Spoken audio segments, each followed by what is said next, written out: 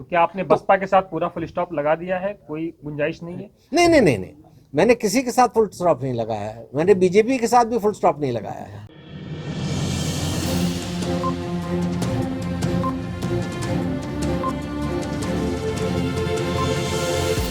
झूठ से दूर, खबरों से भरपूर। 71 साल के बुजुर्ग नेता सलीम इकबाल शेरवानी ने आज समाजवादी पार्टी के राष्ट्रीय महासचिव के पद से इस्तीफा दे दिया। माना यह जा रहा है कि जल्द ही सलीम इकबाल शेरवानी अपने समर्थकों के साथ एक नई पार्टी ज्वाइन कर सकते हैं। हम अपने दर्शकों को बता दें कि सलीम इकबाल शेरवानी इससे पहले बदायूं लोकसभा क्षेत्र उत्तर प्रदेश से 8वीं, 11वीं, 12वीं, 13वीं और 14वीं लोकसभा में लगातार लोकसभा के सदस्य रहे हैं। उन्हें राजीव गांधी का काफी करीबी माना जाता रहा है और साथ ही 1996 और 97 में वो केंद्रीय राज्य स्वास्थ्य मंत्री और साथ ही 1997-98 आई के गुजराल की सरकार में केंद्रीय राज्य विदेश मंत्री के तौर पर भी काम करते रहे हैं। पूर्व प्रधानमंत्री इंदिरा गांधी के डेथ के बाद माना यह जा रहा है कि वो राजीव गांधी के करीब आए और उनके लिए बदायूं लोकसभा सीट चिन्हित की गई, लेकिन उनका मोह जल्द ही कांग्रेस से भंग हो गया और बाबरी मस्जिद की शहादत के बाद उन्होंने कांग्रेस पार्टी को छोड़कर समाजवादी पार्टी ज्वाइन करने का फैसला किया। माना यह जा रहा है कि समाजवादी पार्टी ने उनके साथ 2009 के लोकसभा चुनाव में विश्वासघात किया और तब के समाजवादी पार्टी के मुखिया मुलायम सिंह यादव ने सलीम इकबाल शेरवानी की जगह पर अपने भतीजे धर्मेंद्र यादव को तरजीह दी और उन्हें बदायूं से लोकसभा चुनाव लड़ाने का फैसला किया, जिसके बाद सलीम इकबाल शेरवानी ने दोबारा कांग्रेस पार्टी ज्वाइन की और उन्होंने बदायूं लोकसभा से ही डीपी यादव, बीएसपी के और साथ ही धर्मेंद्र यादव को टक्कर दिया, जो समाजवादी पार्टी से चुनाव लड़ रहे थे और उन्हें बहुत ही मामूली 40,000 के वोटों से हार का सामना करना पड़ा। वतन समाचार ने आज सलीम इकबाल शेरवानी से समाजवादी पार्टी के राष्ट्रीय महासचिव पद से त्याग पत्र देने और अखिलेश यादव को लिखे गए पत्र के संदर्भ में बातचीत की है। आइए देखते हैं उन्होंने क्या कुछ कहा है अपने इस इंटरव्यू में। देखिए, मैं 1984 से राजनीति में हूँ और सबसे पहले मुझे मरहूम राजीव गांधी साहब ने टिकट दिया। मैं 84 में लड़ा, शरद यादव साहब से मुकाबला था, मैं जीता और पहली दफ़ा सांसद बना और उसके बाद मैं 5 दफ़ा सांसद रहा, विदेश मंत्री भी बना देश का, स्वास्थ्य मंत्री भी बना। कई दफ़ा मैंने अपने मुल्क की नुमाइंदगी की यूनाइटेड नेशंस में, वर्ल्ड हेल्थ असेंबली का भी मैं अध्यक्ष बना और मुझे बहुत सारे मौके मिले अपनी देश की सेवा करने का, हिंदुस्तान के लोगों की सेवा करने का। पिछली कुछ सालों में मैंने ये महसूस किया कि जो भारतीय जनता पार्टी की नीतियां हैं, अगर उत्तर प्रदेश में कोई भी उनसे मुखालफत कर रहा है, लड़ाई लड़ रहा है, तो वो समाजवादी पार्टी है। और मैंने अपने लोगों के साथ समाजवादी पार्टी में दाखिल हुआ और पिछले यूपी के इलेक्शन में अखिलेश जी के साथ कंधे से कंधा मिला के चुनाव में उनकी मदद की। नतीजे आपके सामने हैं कि कम से कम कोई 80 सीटें ऐसी थीं जो समाजवादी पार्टी 2000 से कम वोटों से हारी और हमारी कोशिशों के बावजूद भी उत्तर प्रदेश में हमारी सरकार नहीं बन पाई। जब इंसान राजनीति में आता है तो उसके 2 मकसद होते हैं, देश की सेवा करना, मगर सेवा उस वक्त हो सकती है जब उस आदमी को भी ताकत दी जाए, तो सेवा में और दम आ जाता है। मुझे हमेशा एक बात का ख्याल रहता है कि जब मेरे पिताजी राजनीति में जाना चाहते थे तो वो महात्मा गांधी जी से मिलने गए और गांधी जी ने बहुत प्यार से उनके सर पे हाथ रखा और कहा कि तुम पहले अपनी 1 लाख रुपए साल की आमदनी कर लो। उस ज़माने में 1 लाख बहुत होता था। और जब मेरे पिताजी ने पूछा क्यों, तो बोले ना देश के साथ बेईमानी करोगे ना लोगों के साथ बेईमानी करोगे।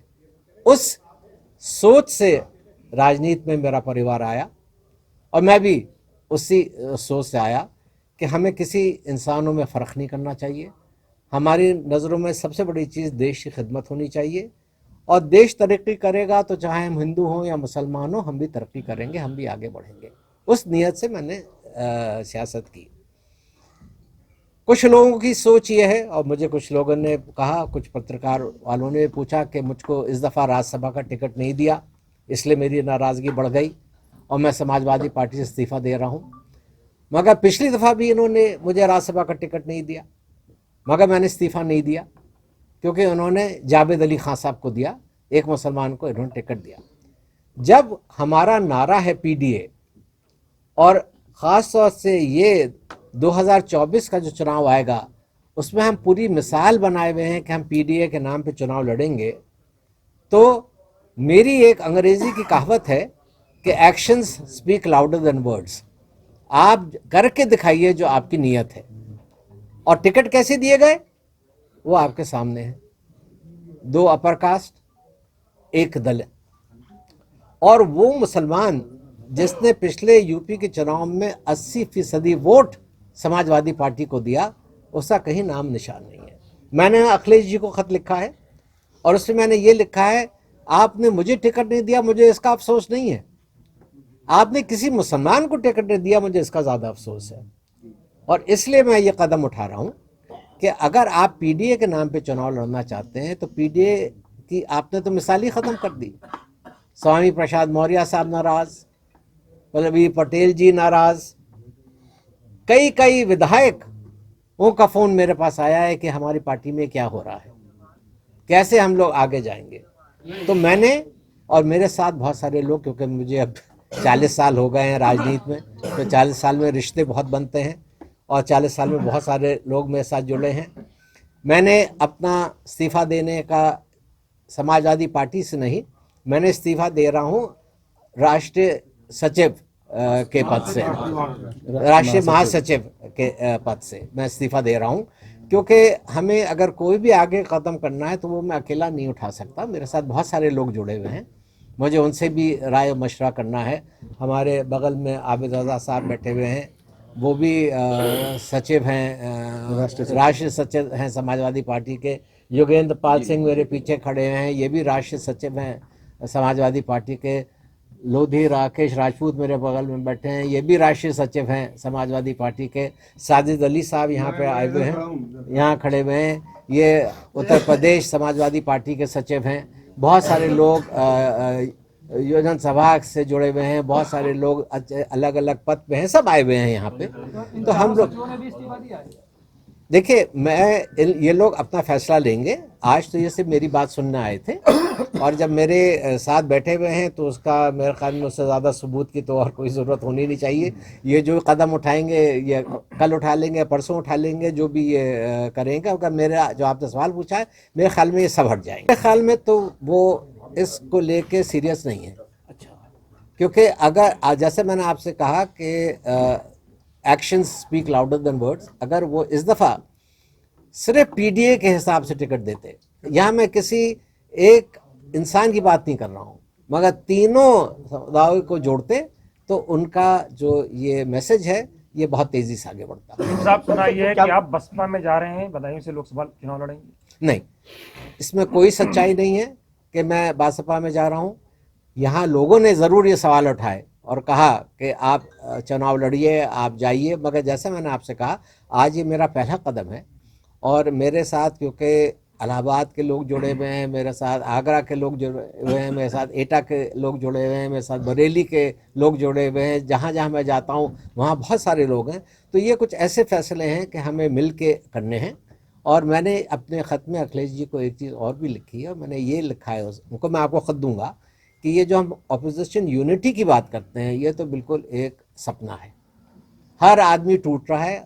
अपोजिशन को ज़्यादा दिलचस्पी आपस में लड़ने की है, मगर एक होके रूलिंग पार्टी के खिलाफ लड़ने में मुझे कोई इनकी दिलचस्पी नज़र नहीं है। ये बात मैंने उनसे कई दफ़ा उठाई कि, और ये मेरे ख़त में भी आप पढ़ेंगे कि मैंने ये कहा कि मुसलमानों से बराबर दूरी बढ़ती चली जा रही है।